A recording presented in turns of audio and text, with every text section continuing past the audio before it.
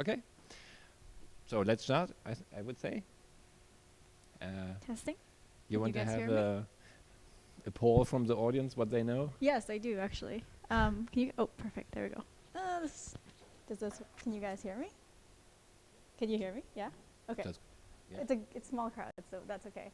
I'm just gonna time myself so that Frederick doesn't have to drag me off with a cane. So yeah, I wanted to get an idea of who's here. So is anyone here building an DApp or DApp game? No. Does everyone here know what blockchain is? Yes. Okay. Awesome. Does anyone own crypto? Yes. Did anyone not lose money in crypto? Oh well. Just huddle, guys. You didn't lose money. Okay, you need to play our game because. You mean lose from the start or lose just in from the all-time high? Oh, actually, that's a good. Yeah, if you didn't lose from the all-time high, that's pretty good. Yeah. I see you have your roller coaster shirt. Yeah. Awesome. Okay. Yeah. So as Frederick said, I'm talking about NFTs and gamification. So just to give you a quick idea of what we're going to cover today, it's we're going to talk about what the definition of NFTs actually are, different ERC standards that apply specifically to like in-game assets, and then tokens and game economics. So if you are building a DApp or a DApp game, what kind of things should you consider in terms of game economies? If you have a game and you are thinking about potentially tokenizing your in-game assets, like why should you do that? What are the benefits to you as a game developer? And then finally, the experience for a user from a UX and UI perspective, what are things that you should consider as a game developer? So quick summary of what we do and kind of the reason why I'm interested in this topic specifically. So I'm co-founder and CEO of a company called Altcoin Fantasy, and what we do is that we have a crypto trading simulator that teaches people about crypto and crypto trading in a way that's fun, risk-free, and rewarding. So we do that through hosting fantasy trading competitions on an ongoing basis where you can basically come in, enter a competition, compete against players all around the world, and then actually win prizes. So because it's all within a simulated environment, you don't have to deposit anything, you don't risk losing any money, but you can learn from other people and practice trading strategies. And then every week we partner with a sponsor and we give away a minimum of $500 US if you win the contest. So if you are a really good trader, then you should definitely play. And it's all free to enter, because basically what we want to do is make it really accessible for anyone in the crypto space to start learning about trading and giving them a place where they don't have to lose money. So be sure to download our app and try playing it. I'd love to get some feedback from you guys. So all about NFTs. What are NFTs? So NFTs stand for non-fungible tokens, and they're also referred to as digital collectibles or digital assets. So if we actually break down that word, fungibility, what does that mean? So fungibility means that you can actually trade an item one for one. So if, for example, I lend someone $20 here, if they give me $20 back, regardless of whether it's the same $20 bill, it's the same value. With non-fungible tokens, what happens is that a token has a specific value, but it's not tradable. So if you think about some of these NFTs on the side, you can see that they're all unique and that they are all very different. So you couldn't trade, for example, a crypto kitty for a blockchain kitty in the middle because they're totally different and they have different values. So basically what NFTs are cryptographic tokens that represent an in-game item with a value, and they are non-divisible, meaning that you can't split it up into, say 100 little pieces, and they're not interchangeable. So just kind of diving a little bit more into what fungible versus non-fungible is. So fungible items are usually things that are commodities. So if you think about oil, gold, money, even Bitcoin, one Satoshi is the same as another Satoshi. They're exchangeable in value, exactly. With non-fungible items, though, they cannot be exchanged. So if I own a house and you own a house, those two houses have different values. They have different characteristics, so they're not tradable. Artwork, sculpture, anything that basically has a unique value, that's considered non-fungible. And then the way that cryptocurrencies and non-fungible tokens differ is that cryptocurrencies have their own blockchain, so they run on their own blockchain. So if you think about Ethereum or Bitcoin, they have their own blockchains. And they are all listed on an exchange individually, and they have specific values set out and specific market caps. So today you already know what the value of Bitcoin is. It's very clear. But if you look at non-fungible tokens, they're not listed on exchanges. And the value is tied back to what someone's willing to pay for it. So it's basically a marketplace. If I own an NFT and I want to sell it to somebody, the value of that NFT is tied to what someone else is willing to pay for it. So it's a market thing versus, on an exchange, you know exactly what one Bitcoin is valued at today, tomorrow, a week from now. I mean, you know what it is on the exchange anyway. Whereas with an NFT, that value really fluctuates. So, today, someone might want to buy my NFT for $10, and tomorrow maybe it has no value. So that's kind of the difference with the cryptocurrencies and NFTs. Just wanted to share some interesting highlights. So how NFTs actually came about was that on September 20th, 2017, someone named Dieter Shirley actually came up with the ERC 721 token standard. And Dieter Shirley actually works for Axiom Zen, which is the creator of CryptoKitties. They're actually based in Vancouver, where I'm from, so I know some of the founders. Really, really awesome team. And then on October 19th, so just a month later, they actually launched a test version of CryptoKitties at ETH Waterloo, which is the largest Ethereum hackathon in the world. That's where they introduced it. Less than 2 months later, the most expensive CryptoKitty and NFT at the time was sold for about 110,000 US dollars, which is crazy, right? To think about this digital cat that gets sold for basically the price of a house. And then a year later, another CryptoKitty is sold. It's the most expensive NFT sale at the time. It's valued at almost 200,000 US. It's about 170,000. And then just a month or 2 months later, have you guys heard of Decentraland? Some of you? Okay. So Decentraland is this idea of this virtual world in blockchain. And so you can actually sell off parcels of land, and you can buy parcels of land. And the idea is to bridge this really conceptual idea of what blockchain is with this virtual reality world. So they're selling off parcels of land, and the idea is that you can actually start to create a world in it. So developers can actually go in and build buildings and roads and things like that, and they can actually sell off these assets to people who want to buy them to put it on their property. So it's kind of an interesting project. But they sold this 126-piece plot of land for 215,000 US, which to date has been the most expensive NFT sale. But I think that if you see the progression of this, probably very soon there's going to be $1 million NFT sale, probably within the next year, I would guess. And then something interesting that came out very recently, has anyone heard of Gods Unchained? Probably, okay. So has anyone heard of Magic the Gathering or Hearthstone? Yes, okay, awesome. So it's a game that's kind of modeled on Magic the Gathering or Hearthstone. It's a really highly anticipated game, and they just came out with the public beta, and they also announced that they're doing a worldwide championship with 400,000 US as the prize. So for anyone who plays Hearthstone or Magic, I would highly recommend checking it out because it's supposed to be quite similar to the game mechanics of that.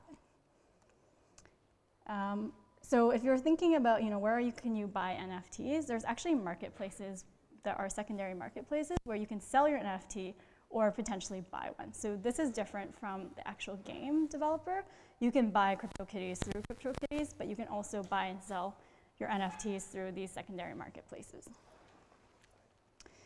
I just wanted to share this slide because in 2017, the only DApp game that existed was CryptoKitties. So they kind of launched the whole DApp ecosystem.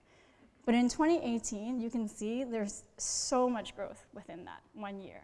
And I think at the end of this year, this will look even more crazy. Like some of the, actually, Horizon Games, which is also building something kind of like Magic the Gathering, they just announced that they raised 4 million US. So there's definitely a lot of excitement and interest in this space. So I think this is something that's continuing to grow. And even though there was a lot of development last year, I think if you compare it to the traditional gaming industry or traditional mobile gaming industry, like the number of games that actually exist are very, very small. So that's going to continue to grow even more.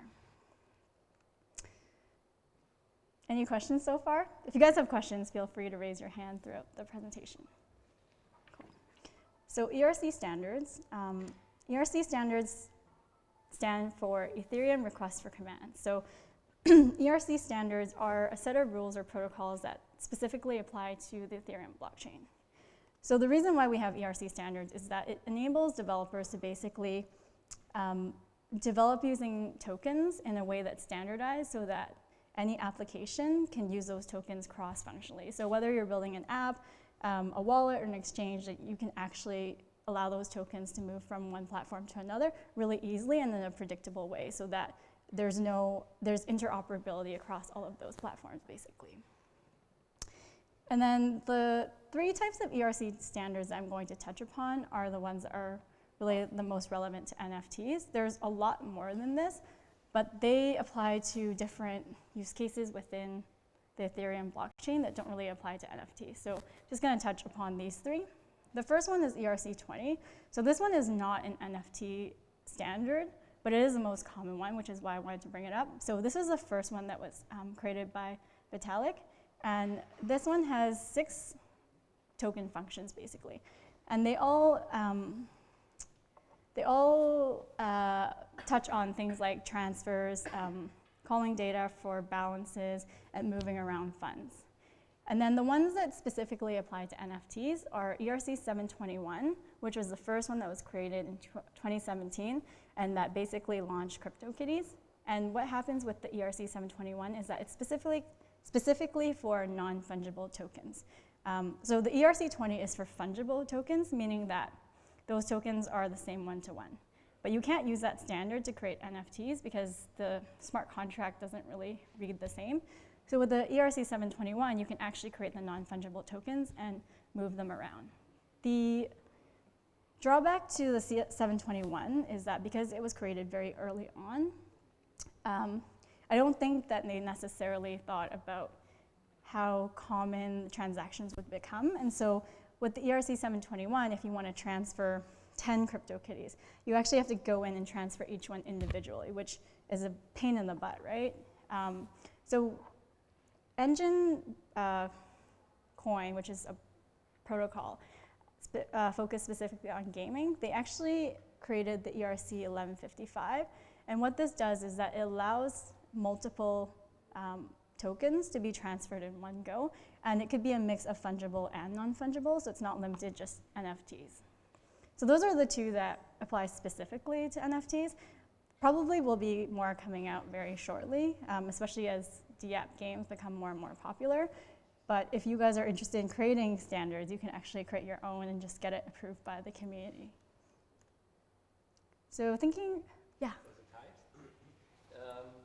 Would you see the ERC 1115 would also cover kind of semi-non-fungible tokens? Yes, it that does. Would be covered by that as well? They say it's supposed to, yeah.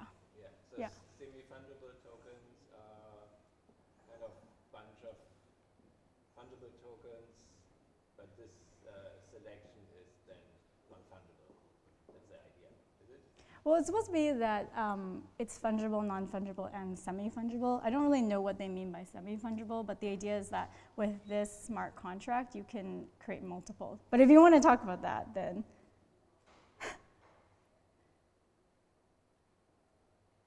Okay. Is it possible with that one to make non-fungible that is divisible or not?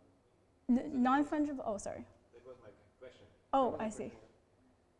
No, so non-fungible tokens are never divisible because you would not be able to divide it up since each piece would not really represent the same. Like you can divide up 1 Bitcoin into Satoshis, but you can't divide a non-fungible token into like a head of a CryptoKitty, for example. For the record, we are discussing a bit about semi-fungible tokens.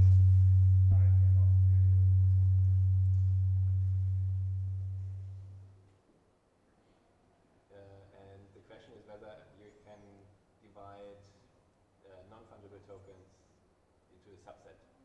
And I think that's what is referred to as semi-fungible tokens.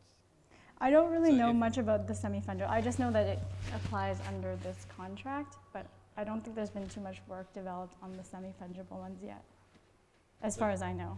Yeah, so my idea, or my understanding is that for example, you have a set of, I don't know, food for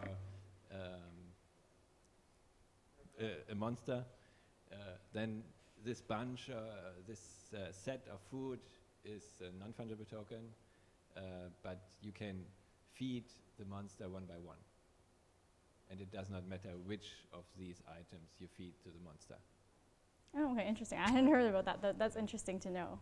Okay. Is there a project that's working on that? On the EOS blockchain, there is part of the D-goods standardization. Okay, got it. Interesting. I wonder if it's applicable to Ethereum yet. I don't know. Well, you just make a standard and Yeah, then it is. yeah. Okay. Cool. So tokenization and gamification. I just wanted to share some of the top 10 DApp games because there's a variety of them. They're quite interesting. And they're all built on different blockchains as well. So this presentation covers mostly Ethereum, but EOS, Tron are both protocols are gaining a lot of popularity with the gaming community. So as a game developer, those are things that you want to consider. And I know that with Tron specifically, they are providing a lot of support for game developers that might have started on Ethereum and want to move cross-chain or build cross-chain. And Tron actually has, I'm not sure if EOS does as well, but Tron actually has a gaming fund that's set aside for developers for support if you want to build on their chain. So if anyone's thinking about that. Oops. So as you're building your DApp game, what are some things that you want to think about? So the business model. I think a lot of DApp games right now don't really focus necessarily on long-term growth and the plan for that. But if you look at traditional games, you'll see that there's kind of like one of three monetization models. One is that it's completely free to play and they monetize on ads. Another one is that it's like a freemium model, so they might have some access as a free member, but the idea is that they buy in-game items or they subscribe to some kind of membership. And then maybe there's a combination of both. The most popular is a combination of both because a lot of games use both ad revenue and in-app purchases as their business model. So thinking beyond just selling NFTs, for example, I think that's important to your longevity as a game developer in the blockchain space. And that's something that's not really, I think, being discussed a lot because the focus is very much on NFTs. But I think if you want to be a game developer that has a long-lasting game, this is something that's important to consider. So transaction fees, obviously, that's a really big topic. As we saw with CryptoKitties, transaction fees can really cripple the game. When CryptoKitties was at its height, the transaction fees were really crazy. So a lot of the benefits that were supposed to come out of the Ethereum blockchain, like fast transactions, really cheap transaction fees, weren't actually really true anymore because of how crazy the gas prices were. And so as a game developer, thinking about, do you subsidize the gas fees? And if you're building on Ethereum, that's probably not really practical because the gas fees are quite high. And so if you are doing a lot of transactions, then that's probably not something that's going to help you with the long-term sustainability of your game.